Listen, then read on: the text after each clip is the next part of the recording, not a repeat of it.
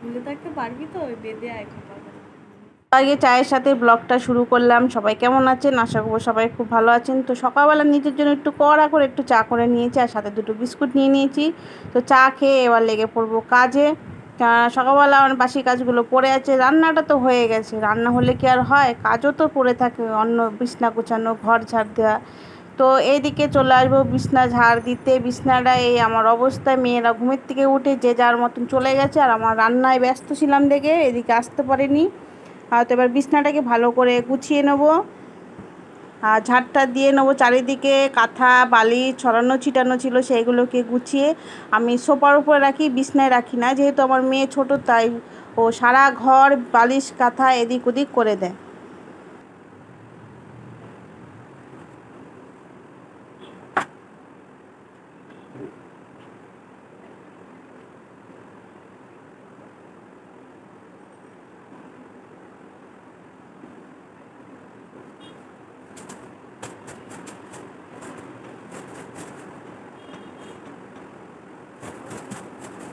তো বিছনা গোছানো হয়ে যাওয়ার পরে চলে যাব জামা কাপড়গুলো গোছাতে, কারণ রাত্রেবেলা তোলা হয়ে গেছিলো, একটু ব্যস্ত ছিলাম দেখি আর জামা কাপড়গুলো গুছাতে পারিনি।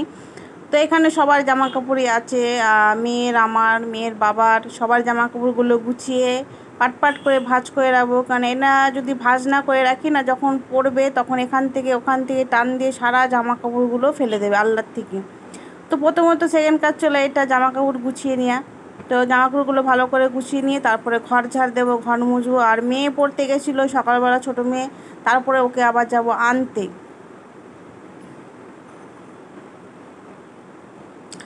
ও আপনাদের তো বলাই হয়নি, মিনাক্ষীর ব্লকে সবাইকে স্বাগত। কেমন আছেন? আশা করবো সবাই খুব ভালো আছেন। তো আমরাও খুব ভালো আছি, যেহেতু প্রচুর গরম পড়েছে, গরমেতে কিন্তু খুব কষ্ট হচ্ছে কাজগুলো সারতে, কারণ আমাদের তো দোতলাতে প্রচণ্ড গরম, ঘরে থাকাই যায় না। তারপর দেখছি সবজিওয়ালা ডাকছে, তারপর চলে যাব সবজি আনতে। তো এখানে চলে এসেছিলাম সবজিওয়ালা দাদার কাছে আসতে। তো আমি তাকে বলছিলাম আমি কিন্তু ভিডিও বানাবো। তা দাদা বলছে হ্যাঁ অবশ্যই বানাতে পারো, কিন্তু আমাকে দেখবে না। আমি বলছি কেন আপনাকে দেখাবো না? আপনাকে তো দেখাবো, আপনি যেহেতু এখানে আছেন, আপনাকে না দেখালে কি হয়? তো এখানে দেখো কাঁঠাল, আম এগুলো এনেছিল, তো আমি তো একটু সবজি নিয়ে নিচ্ছি। আমাকে বলছে একটা কাঁঠাল নিয়ে নাও।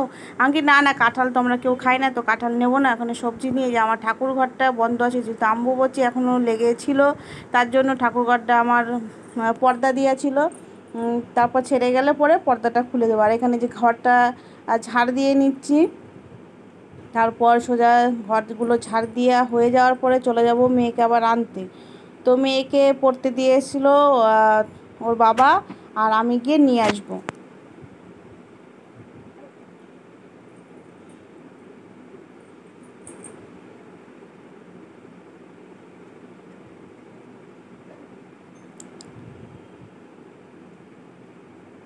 আরেকটা জিনিস, আমার কিন্তু ফোন ধরে দেওয়ার মতন কেউ নেই, তাই নিজে নিজে ব্লগটা আমি করছি। যদি ভালো লাগে অবশ্যই এটা লাইক কমেন্ট শেয়ার করবেন, আর কেমন হয়েছে অবশ্যই বলবেন। অনেক কষ্ট করে আমি ব্লগটা করেছিলাম, কারণ একা একা ব্লগ তো করা হয় না, এক হাতে কাজ করা আর ব্লগ করা কিন্তু করা যায় না। যদি ভিডিওটা ভালো লাগে অবশ্যই লাইক শেয়ার করে দেবে।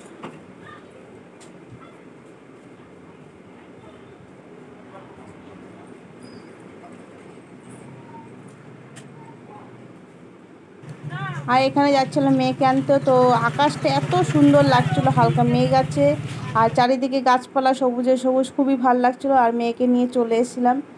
তো মেয়েকে এখানে বলছি একটু তাকা তাকা আমার দিকে, ও লজ্জা পাচ্ছিলো। আর এটা হচ্ছে আমাদের স্কুল আছে একটা পাশেই, বাচ্চাদের স্কুল, ওইখানে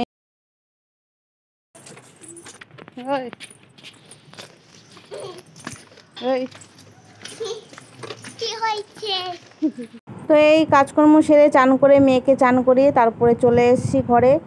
ঘরে এসে একটু সিঁদুরটা পরে নিচ্ছি, তারপরে জামা কাপড় কেচেছিলাম সেগুলো মেলে দেবো। আর এই হচ্ছে আমার ছোট্ট বারান্দা, ছোট্ট বারান্দাতেই আমি জামা কাপড়গুলো মেলি, তাতেই হয়ে যায় জামা কাপড়গুলো। আর মেলা একটু আসিয়ে গেলে তখন কি করি, ঘর দিয়ে মেলে দিই, আর ফ্যানের হাওয়াতেই শুকিয়ে যায়। এখন যেহেতু গরম প্রচণ্ড, তো ঘরে মেললেই জামা কাপড়গুলো শুকিয়ে যায়। আর আমার এই ছোট্ট বারান্দাতে ছোট্ট ছোট্ট গাছ আছে, অনেক ফুল ফুটে, খুবই ভালো লাগে। সকালে যখন দরজাটা খুলে আমি বারান্দাতে আসি, সত্যিই খুব ভালো লাগে, মনটা তো খুবই ভালো হয়ে যায়। তো কাদের কাদের বারান্দাতে গাছ লাগান, আর গাছ লাগাতে কে কে ভালোবাসেন অবশ্যই কমেন্ট করে কিন্তু আমাকে জানাবেন। যদি আমার ভিডিওটা পুরোটা দেখে থাকেন তাহলে অবশ্যই। আর সবজিগুলো নিয়েছিলাম, তো সেই সবজিগুলো আমি তুলতে ভুলে গেছিলাম, যেহেতু একটু গরম হয়েছিল, রোদের মধ্যেও নিয়ে এসেছিলো। আর এত দাম সবজি, যে সবজিতে হাতই দেওয়া যাচ্ছে না, তো একটু টমেটো আর হচ্ছে পটল নিয়ে নিয়েছি, তো সেইগুলোকে বেঁধে এবার ফ্রিজে তুলে রাখলাম। তারপরে দুপুরে খেতে আমরা বসে গেছি। আর বড় মেয়ে এখন আসেনি, তো ও আসলে পরে খাবে। আর এদিকে আমরা খেতে বসে গেছি।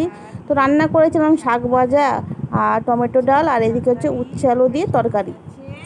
তো আজকের মেনুতে কিন্তু এইগুলোই ছিল। তো ভিডিওটা আর বেশি বাড়াবো না, এখানেই আমি শেষ করছি। আমার ভিডিওটা যদি ভালো লাগে তাহলে অবশ্যই একটা লাইক, শেয়ার আর কমেন্ট তো অবশ্যই করবেন। তো এখনকার মতন টাটা, সবাই কিন্তু ভালো থাকবেন।